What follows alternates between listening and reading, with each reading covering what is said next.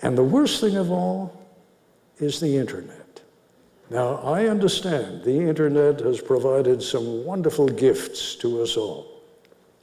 But what the internet has also done is it has made every single one of you your own publisher, your own broadcaster. You can, I'm not saying any of you do, but clearly many in this country do,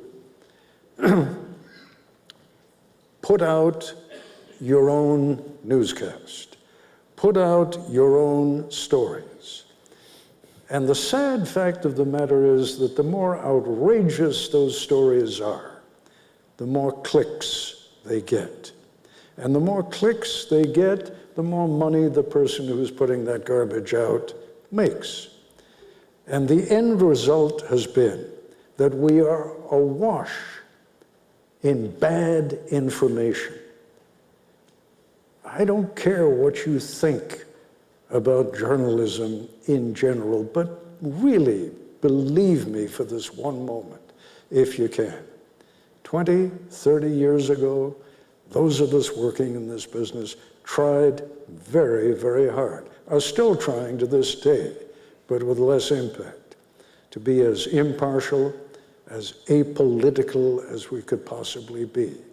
And the country was the better for it.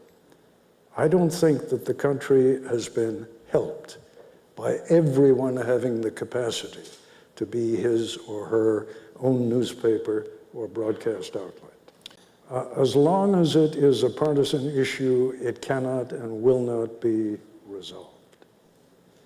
There have to be, I mean, look, if national interest at its most fundamental level can't be a bipartisan issue, then we've lost the farm, folks. We can't survive if we're constantly fighting over the most desperately important things to our nation. Disagree, of course, but ultimately we have to be able to reach agreement. What's next for Ted Koppel? No, I know exactly what I want to do, and I'm doing it right now. I mean, I love sessions like this, but I'm also trying very hard to find a means by which we can, when I say we, I mean those of us, particularly in television journalism, can regain your trust. If we can't do that, all we're doing is blowing hot air every day. If all we're doing is appealing to the people who are already agreeing with one another, if we can't get alternate points of view before all of us, liberal points of view before the conservative points of view before the liberals, and find a way of sorting out what's good, what's bad, and only ditching what's bad and reaching common agreement on what's good, then we are finished as a great nation. Will it happen in the next 5 years? No. 10, 20? I don't know. I won't live to see it.